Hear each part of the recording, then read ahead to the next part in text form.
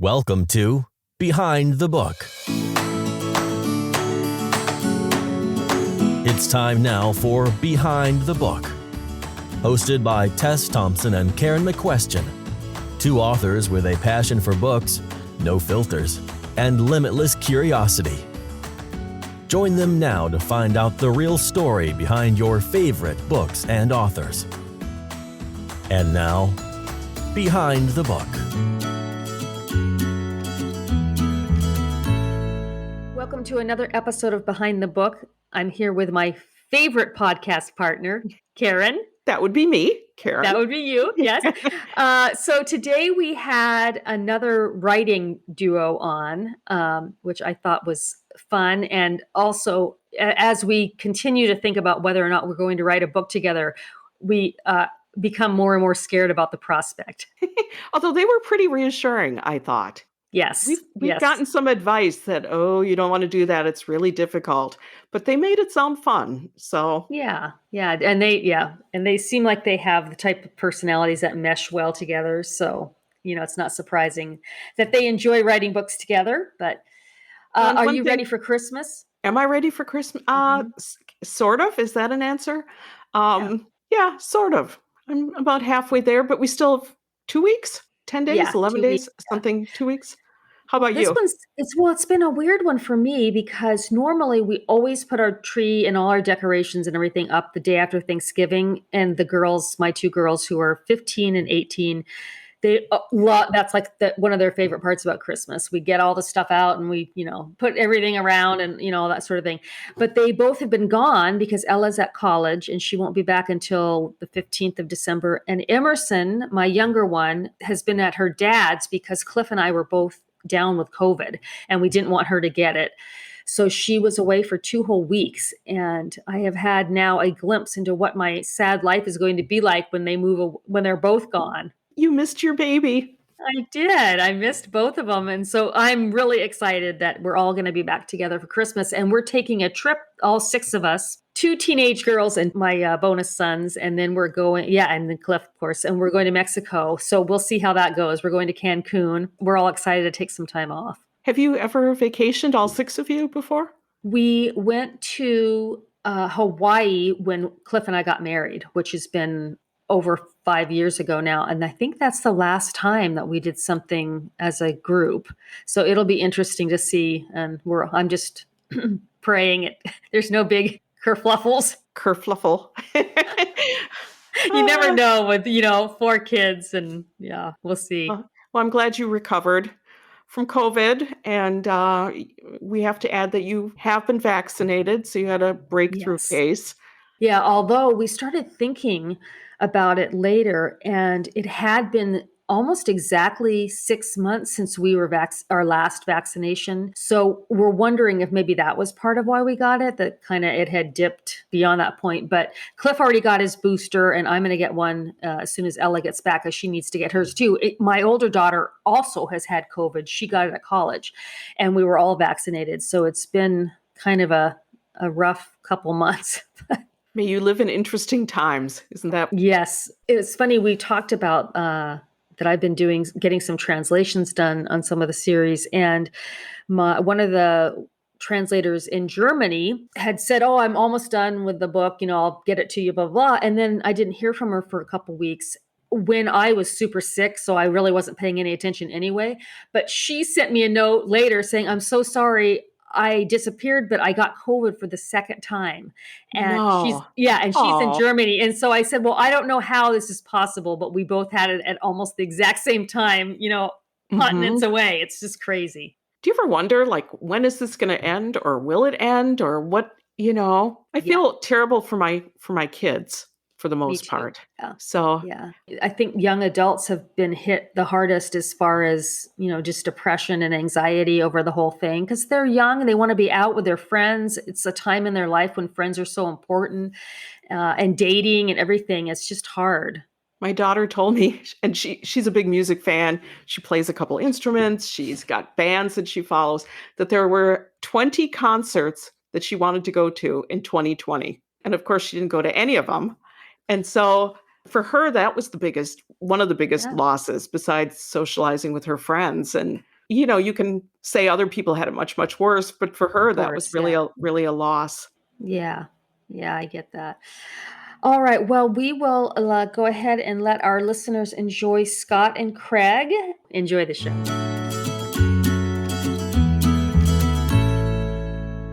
Today, Tess and I are excited to have on the show Craig A. Hart and Scott Varengo, who writes as S.J. Varengo. They are the co-authors of 2 series. The first series is a cleanup crew thriller series.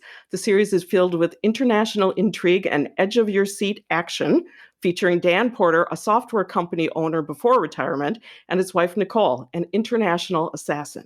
The second is the Spy Co. novella series, which reviewers describe as well-written, fast-paced spy novels filled with humor and a fun way to fill several hours. Welcome, guys. Happy to be here. So let's just start off by asking, how did the two of you meet and what made you decide to become collaborators and co-writers? We actually collaborated the day we met. Craig was on Twitter and he was telling a humorous version of the story of Arnold Schwarzenegger and his nanny and that whole thing from a few years back. Well, I thought it was funny at the time. I would probably get canceled for it now. Yeah, probably. Yeah. But I just happened to see it. I mean, I didn't know Craig. I wasn't following Craig. I have no idea how he got on my Twitter feed. I started reading the thing and I was laughing and I was like, ooh, he should say this. So I direct messaged him and I'm like, hey man, I'm following your story and what if? And the next thing I know, he puts up my suggestion. Like an idiot, I took his advice. So we hung around and did that for a while, and then we got talking, and he's like, I'm on Facebook, you should check it out. And pretty much everything went downhill from there. That was about 10 years ago, 2011, I think. Wow. We met. So a good old-fashioned love story where you met online. Absolutely. Except it was Twitter instead of eHarmony. A real modern romance. I'm sure Craig would have swept left on eHarmony, no question. So how did you get from Twitter to writing a novel together? That was a long time coming. We actually, at the time we met, we weren't really writing book-length stuff, either of us. I don't think we both had humor blogs. Then he wrote Becoming Moon, his award-winning first novel. And I wrote my first novel, which was A Dark Clock, which is a fantasy novel. And we were kind of doing our own thing. And all of a sudden, he messaged me one day and he's like, what are your thoughts on ghostwriting? And I was like, I don't know. Why? Did somebody ask you to? And he's like, no, I'm asking you to. And basically, he wanted to kickstart the Spy Co. series. He had written the first one, I don't know, years before, right?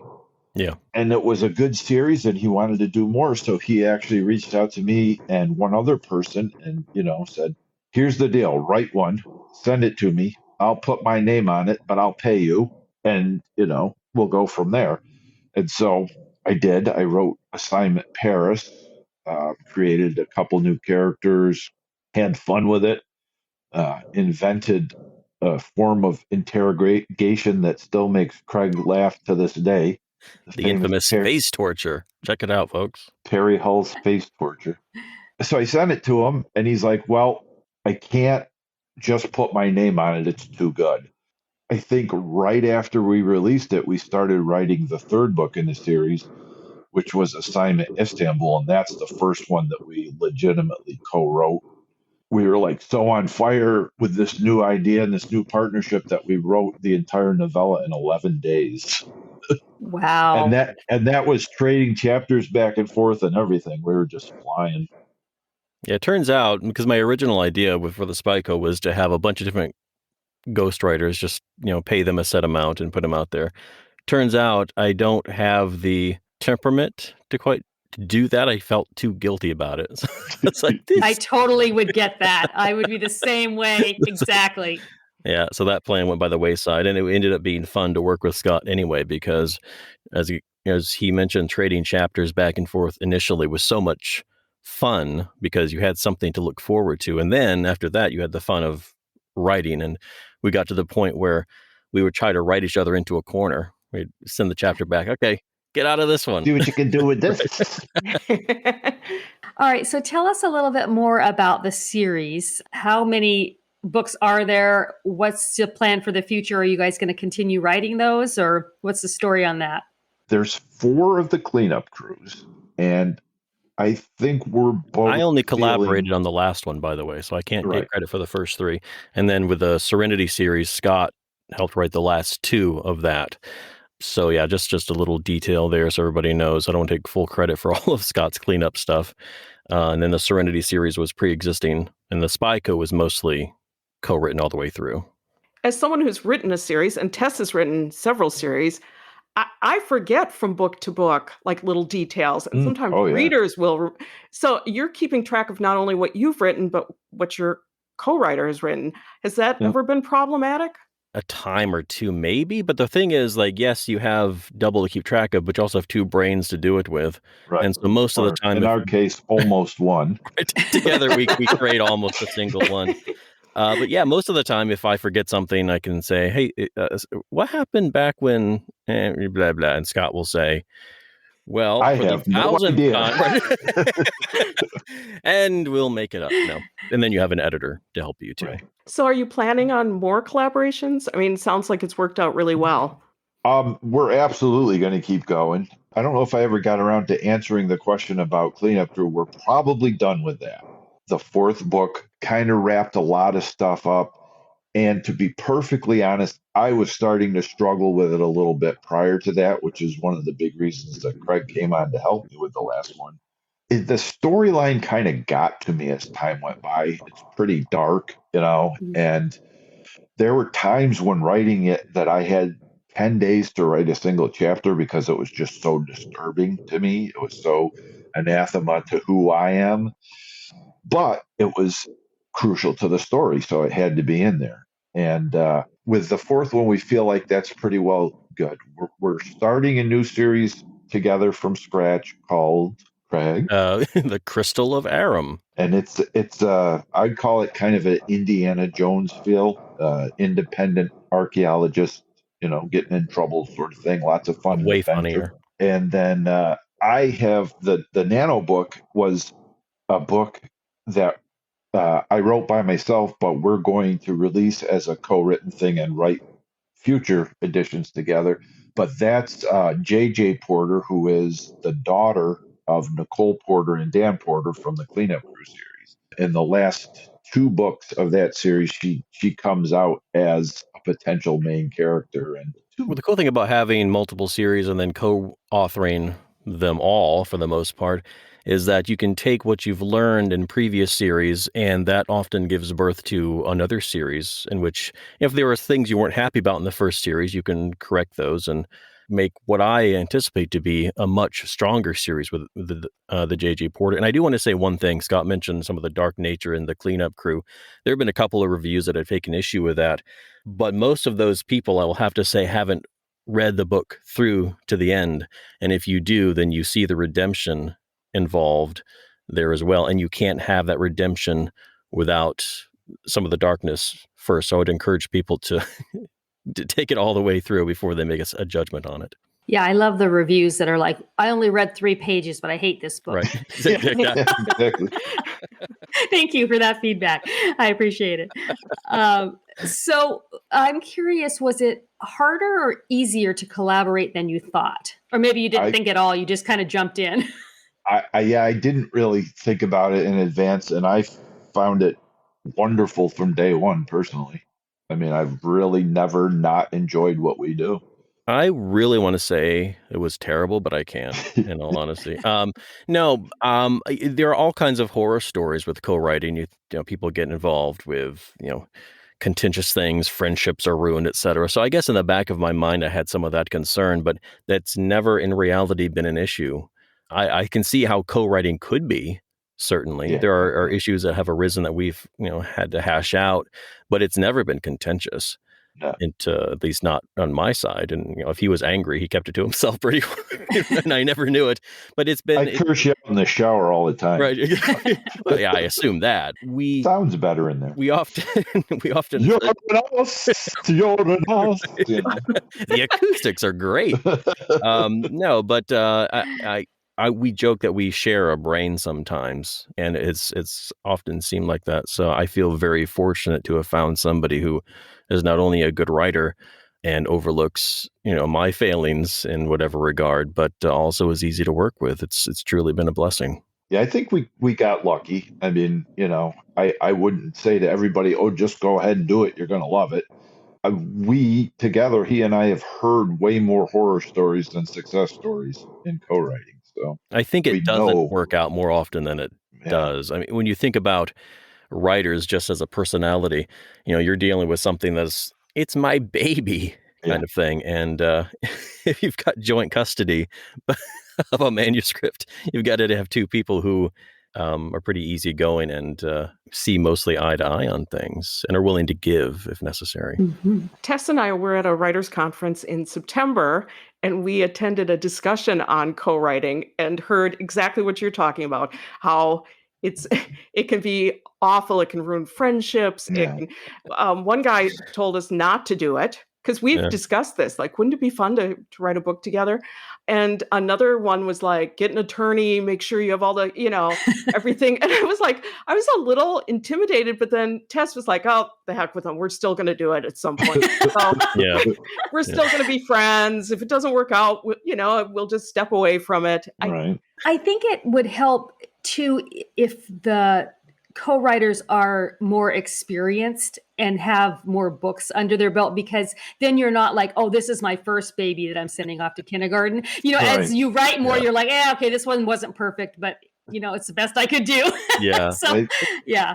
I think that's true. And that also, with experience comes the knowledge as a writer that it's one certain plot point or whatever is not necessarily make or break. When it gets to the end of the manuscript and you put it out there, the reader is not going to know what is not in there. So it's not like this has to be in there or it's going to ruin the entire book. That's almost never true. Unless we're talking about quality, they know that's not going to be in there. Well, with one of our books, certainly. I think they've gotten used to that. I think the most frequent thing I've heard someone say who has co-authored with someone else is, "I'd never do it again." Mm-hmm. Yeah. I think that's true. And speaking of contracts, I think initially, like when we had the ghostwritten thing, I think I sent Scott a contract for that because I was paying him a lump sum, and we didn't really know each other as well then either. Right. But now we I shouldn't probably say it, but we really don't work with contracts for each other anymore, and I would feel weird doing it. All right, We Scott, here's take what out you- contracts on our on each other. reviewers every now and then. Yeah, That's in your new- books, not real life. Yeah. That's Instead of writing each other in a quarter, now we hire assassins. So I'm wondering about the logistics of writing. Now, you talked about sending the manuscript back and forth, so I'm assuming you will alternate chapters. Is that right? Or how do you do Generally. that? Yeah, that's how we used Generally, to do it. Yeah. now I would say one of us writes until they're done. So it'll be sometimes half a chapter, sometimes it's a chapter and a half, and also with the new series, it's taking a lot longer than anything we've ever done before, just because, I mean, really both of us are doing a ton of other stuff at the same time. So, the last time I had it, I think I had it for almost 3 weeks. And then I sent back to Craig, and I think that was in March. No, Yes. not that long ago. Yeah, But no, it's been, I will he's admit, had it it's for a been while. Yeah, I've been a weensy bit busy, but we also are taking this one very seriously. What we're trying to Right. do is take everything we've learned, not only with co-writing, but writing previous series and books, and make this one, the best we can make it. So we're not rushing it. I think in the past we would have rushed forward and we just got to get it done regardless. But and this is the foundation of something that I think and hope will actually be hopefully the biggest series we've ever done. Right. And I want to start off on strong footing. But in terms of sitting it back and forth, yeah, I think we used to do chapter by chapter. But again, with experience now, we trust each other enough to where we're not going to write 2 words and send back like, all right, off to you. We mostly write to plot points more often than not, I would say, rather than chapters. Especially now that we actually keep track of that sort of thing. That always helps. Yes. Everything up to, I think, Reborn was the first one we ever plotted. Yeah, this one, an entire synopsis for this one. Prior to that, Died in the Wool Pantsers. No question about it. We had great disdain for outlines, at least I did. Yeah, I did too. And maybe it just happens with age where I can't remember things as well. But I will have to say outlines and synopses have really helped me out a lot. And I've become a much more firm believer in those than I would ever have thought.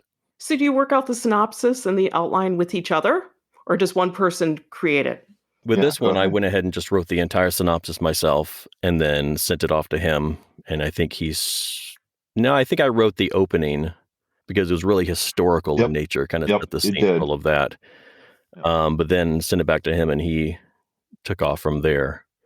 And I don't really know how we'll do it going forward. If he'll want to tackle the synopsis next time, or if this is something that I'll just do, I don't know. But regardless, it's the way to go for me.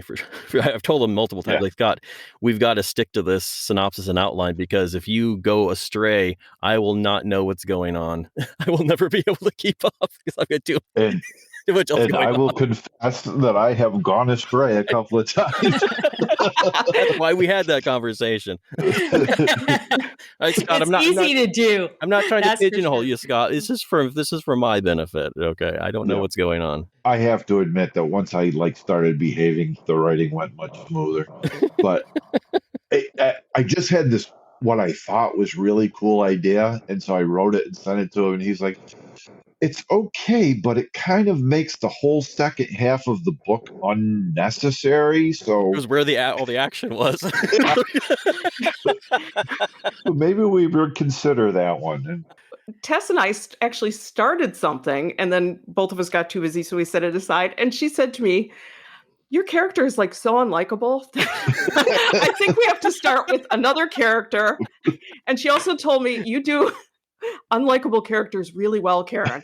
And I was like, thank you, I guess. Okay, that is not how it came out. Okay, no exaggerating. Okay, she's writing the villain.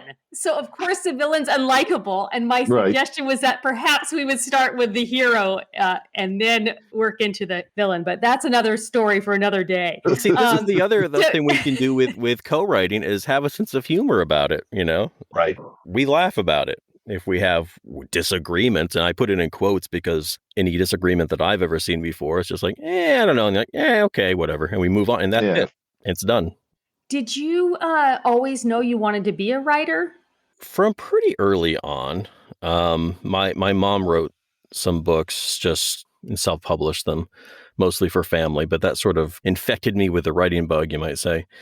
And then I departed from it for a while, and then pursued something else, and that didn't work out. So I came back to the first love of writing, and did that about the time that Kindle was coming out.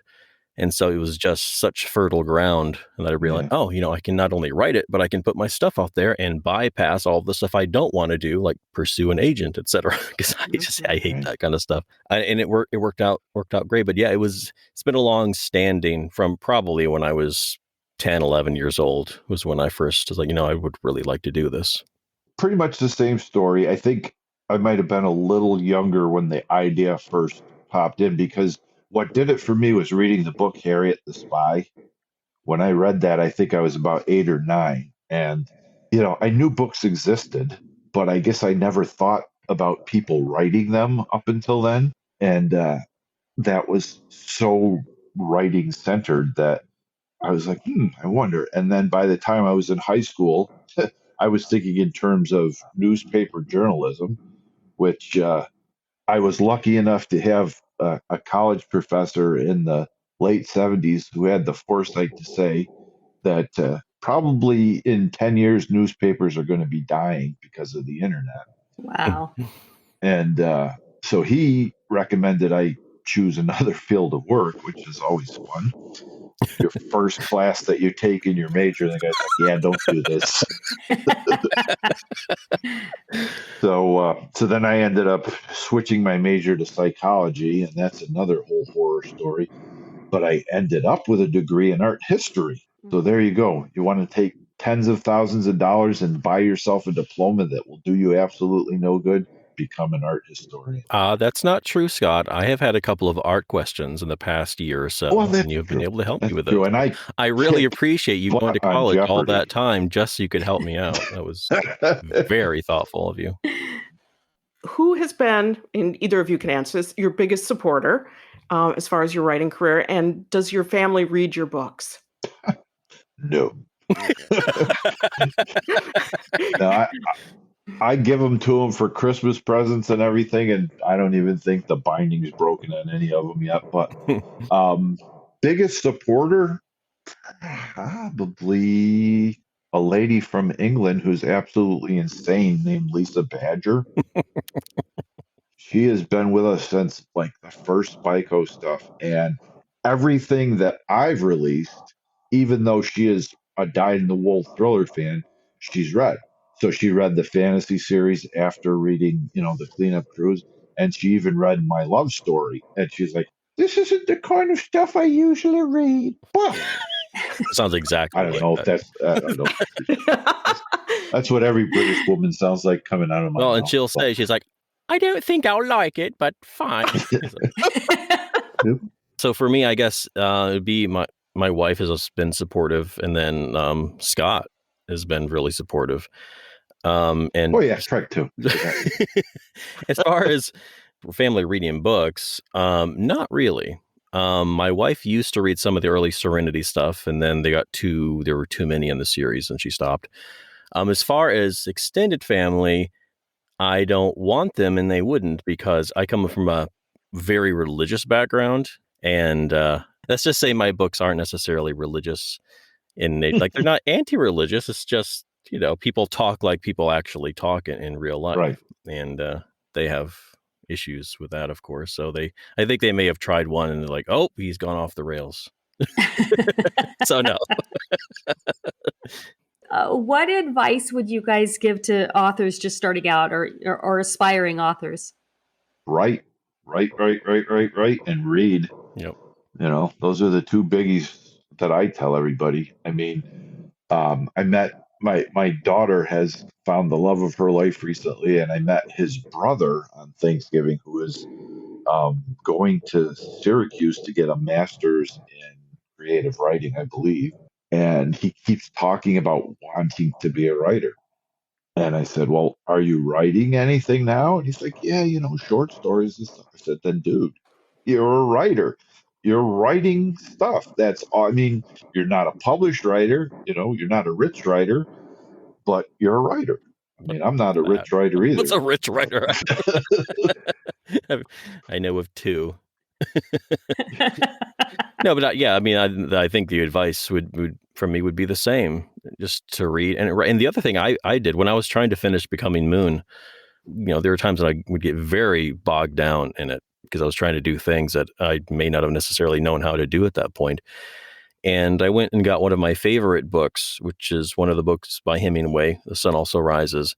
And I just sat down and opened the book and copied not the entire thing, but about half of it, just word for word, just typed it in to get some rhythm, to get some phrasing, to get that into my head.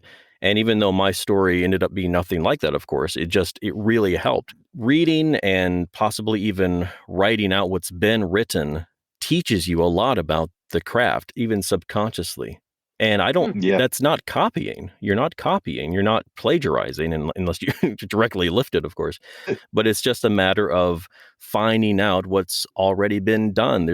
You don't need to reinvent the wheel. You need to notice what other people have already done. And that's an entirely different thing. And every good, successful writer has done that in some way at some time. That's how you learn. And then you create your own voice based on that. Are there any craft really books that you would recommend?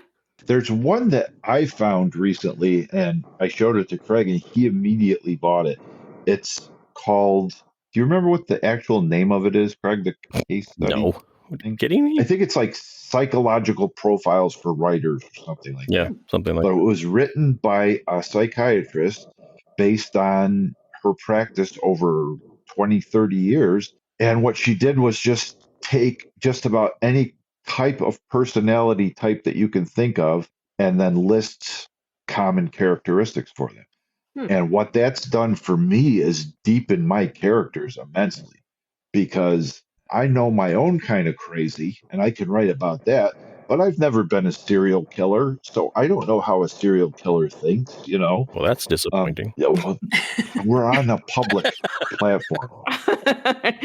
But you know, it'll tell not I mean, not everything is extreme as that. Like she does one on birth order. So first child has these characteristics, middle child, baby, you know, and all that stuff is great. And for the JJ book, I really used it a lot because there's a serial killer, and as I've stated, that's not my wheelhouse. But you know, even JJ being the firstborn, it just helped me before I started writing to know these people a little better.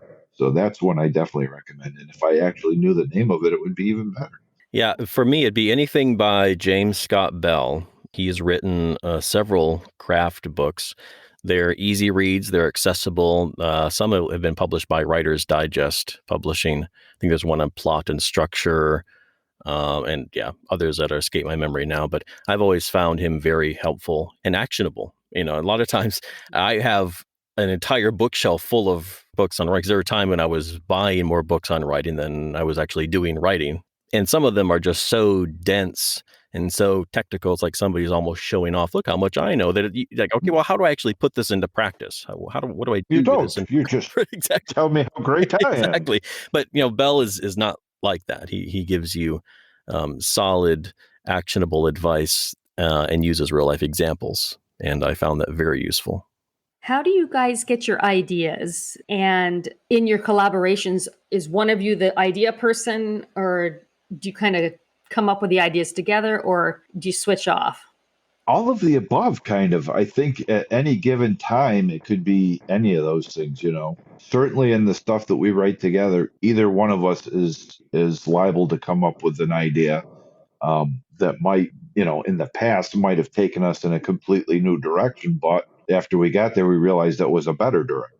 But yeah, I don't think either one of us is the exclusive idea guy. No, Would you say? I wouldn't. No, definitely not. I think it's pretty 50-50 there. In terms of where we get our ideas, we have too many ideas, really. It's not, you know, it's people say, I don't know what to write. And I get that on a micro level, but big picture, I don't have a lack of ideas. Scott and I don't have lack of ideas for stuff we could write together. The problem is finding enough time to write the ones that we think will do the best.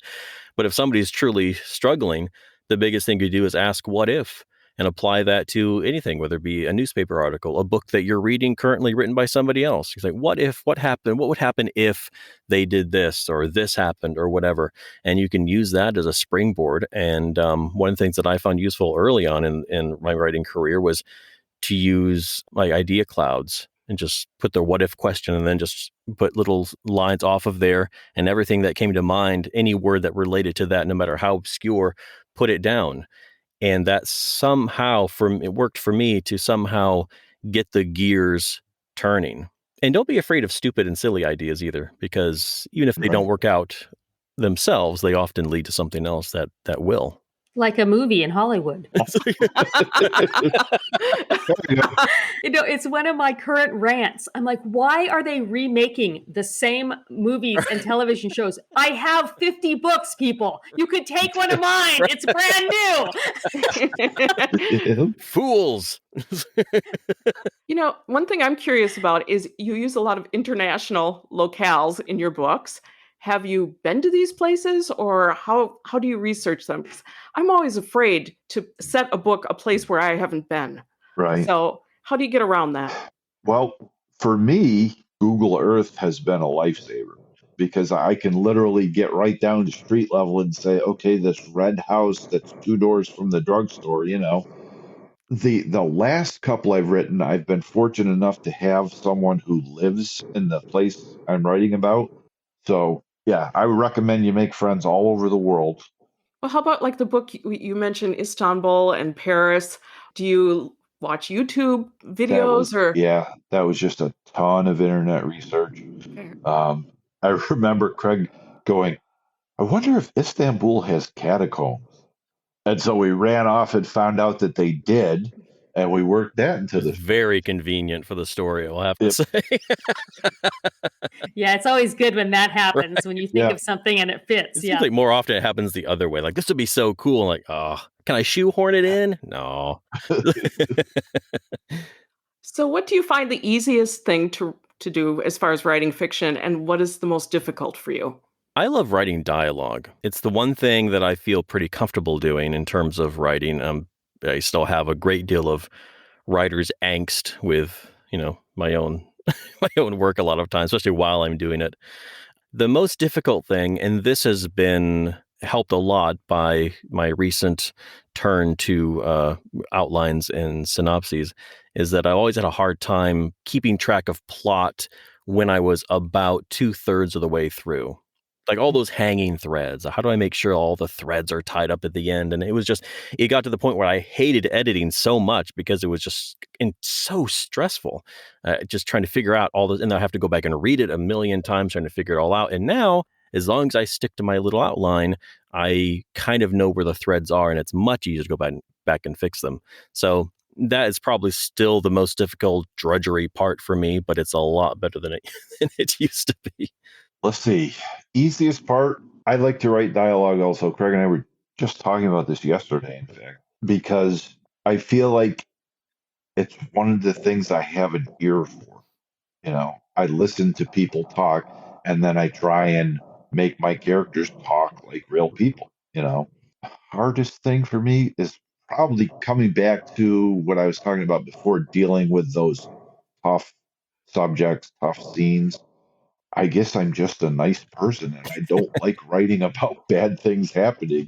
But it kind of makes for boring stories if everything's all sunshine and rainbows. So I've gotten over myself. But that's probably the hardest part, is putting a character that I've come to love, quite literally, in a situation that's horrible, or knowing that they've been through a horrible situation in the past. I think that's a good point. When, as a writer, as I'm thinking back, I did have a tendency to put my characters in trouble, which you should do, but I would also Right. tend to get them out of it as quickly as possible. And I think for the sake of a plot of a book to hold a reader's attention, it's good just to sit for a while. Let it sit. Have patience with the trials and tribulations that your characters are going through. Let them suffer a little bit longer than may be comfortable for you, and Yeah. let it play out naturally rather than contrive something to get it over with quickly so you feel better about it. That was one of my earlier struggles. If you weren't an author, what field would you work in? I would probably be doing some sort of performing arts type thing. I really, really enjoyed acting when I was younger, and I felt like I was pretty good at it. I never really thought I had the looks for it, but like voice acting or something like that, I might have gotten into. Was it difficult finding the right narrator for your Cleanup Crew series, and did it feel strange to have someone else voicing your words? We did find an amazing narrator, Austin Gray, and she auditioned with about what 10, 15 other people, Yeah, they were all and great, but she really stood out. yeah, she just was Nicole. As soon as I heard her, I knew that was Nicole. Is it weird hearing someone else read your stuff? Man, to me it is. But it's a good weird, I guess, especially It is if you have a if great you can, narrator. yeah, Mhm. and you can tell that they're into the story. And I mean, my first audiobook experience for one of mine was Jelly Jars, the love story. And my narrator is Avon Shore, and she got so into the story itself that there were times I was fortunate enough to be with her remotely through the whole recording, because she does it on Discord, which a lot of the narrators do. Craig has done some on there. And so I heard her every minute of the book from page one on. And I mean, there were times when it got to the tough parts where she was literally weeping. in the booth, and then she'd take a breath and turn that into acting. And it was some of the most So amazing cool. stuff I ever saw happen. If you could have written any book ever, what would it be and why? The Sun Also Rises, because it changed everything. Yeah. I guess if I could write any book, I would write a book called Now Scott is a Millionaire. A But as memoir. far as books that someone else wrote, I don't know. I wouldn't have mind writing a lot of Vonnegut stuff.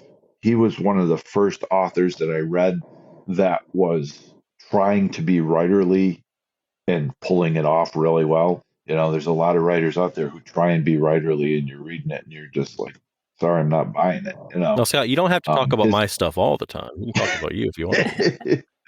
But his stuff just really spoke to me, and I think if I could have written like Slaughterhouse-Five, that'd have been pretty cool.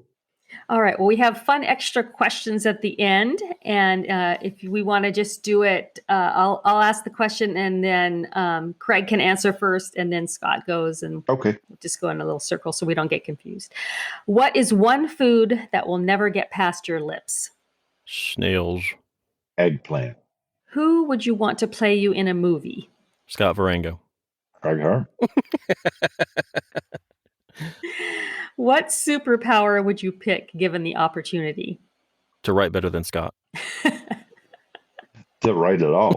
No, I've always wanted to be able to fly. I definitely. Yeah, that'd be fly. cool. What's your biggest guilty pleasure? I will admit to watching and grudgingly and then coming to enjoy various trashy type shows watched with my wife. She likes some stuff like what's that? Married at First Sight is one of them, like Temptation Island kind of stuff, and it's just terrible. But there are, yeah, I do sometimes get caught up in the characters, which I guess is the Right. whole point. I love stories, so that's probably one of my guiltier pleasures. Well, my biggest pleasure right now is my granddaughter, and I don't feel guilty about it at all. That's not a guilty I'm actually, pleasure. I'm actually sitting in her nursery right now because this was the week that both the kids had to go back to work. So Grandma and Grandpa got hired. But I guess a guilty pleasure. I don't know. You know what used to always I tell people was my guilty pleasure was that I like Tom Clancy because he's one of those guys that are kind of divisive among writers. A lot of writers love him or they just absolutely hate him. And when I read the first book that I read by him, which I think was his first book, Up for Red October, it was just a time in my life when it really appealed to me. But every time I'd tell someone I was reading Tom Clancy, they're like, really? Well, the guy, regardless, he tells a good story, Yeah. and I'm kind of over the whole, oh, you write that? Yeah. Mhm. No, if I don't care what the genre is. If you're telling a good story, then good on you, as far as I'm concerned. Yep. Mhm. What's the worst job you've ever had? My worst was one that I had for a single day. When I was still in college, a guy was building himself a camp. I think he was like a principal at one of the schools up there or something. But I went, just to help pound nails and stuff. And by the end of the day, I just wanted to hit myself with the hammer because this guy was just so negative. And all he did was say, higher education's a joke. You should learn a trade. And I'm thinking to myself, you're a principal. So you're a prime mover in this joke of which you speak. But the job itself, I mean, I've done carpentry work more than once, but that particular one was the worst because I knew 5 minutes in that I was in for 8 hours of soul crushing agony. You think that guy was a little jaded, I was Scott? right. Just a little, yeah. I think towards the end of your principal career, you're like, yeah, education is just a hoax. Yeah, that is sad. If you could instantly become an expert in something, what would it be? Honestly, I think I would like to be an expert in anything. I feel like I'm sort of a jack of all trades and I'm sort of mediocre at a lot of things. I just would like world class at one thing. I don't care what it would be. I think it would be great. I'd like to be a really fine dancer. because my dance style was the one that they called Elaine's on Seinfeld, full body dry heave. It's pretty much my style. I have thus far been spared such a spectacle. What's your favorite smell? Well, not Scott, first of all. Cut grass, fresh rain, gasoline. Oddly enough, I sort of like the smell of gasoline. Mine is and always has been lilac.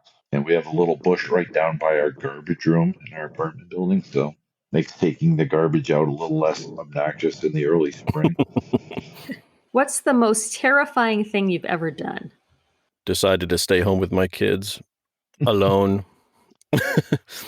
Hands down. Yeah, I was actually going to say becoming a father, and it was all the lead up to it that was horrifying.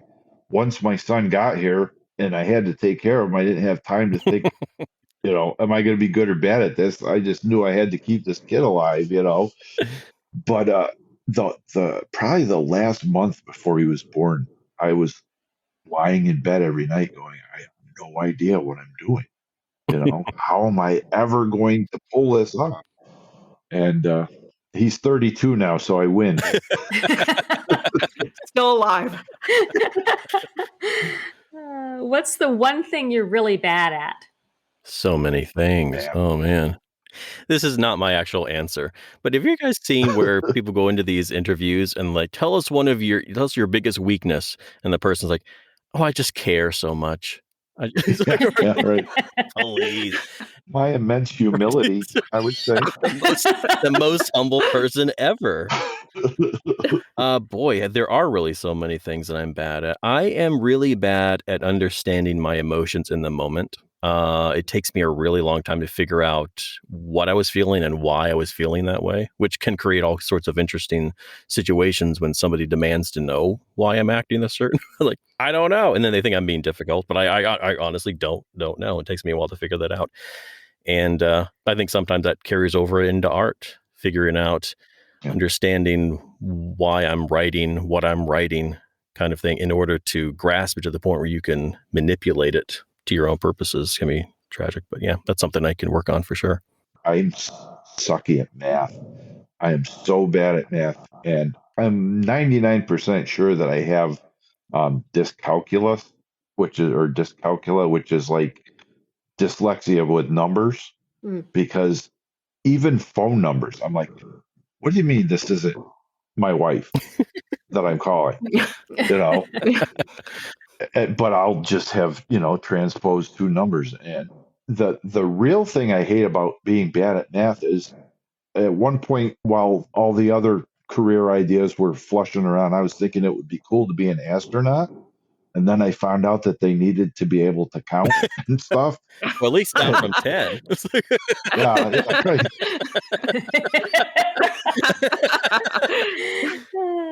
The good news is, according to the last time I balanced my checkbook, I have $13 trillion in it. That is good news. I want you to balance my checkbook. There may have been an error in there somewhere, but I haven't found it yet. The bank's like, are you sure that's right? You're like, it says it right here. And like, oh, okay, well, I guess if it says it in your checkbook. If you could live your life over again, would you want to? I definitely would not live my life over. There's parts of it that I would live over, but the lump sum hasn't always been that great. So I'm happy now, but it took a long time to get there. All right. Well, that's all the torture for today, guys. You did great. Thank you. Thanks. Thank you. Take care. Thank you for listening to Behind the Book, brought to you by authors Tess Thompson and Karen McQuestion. Don't forget to subscribe to the podcast and post a question in the comments section. This has been Behind the Book.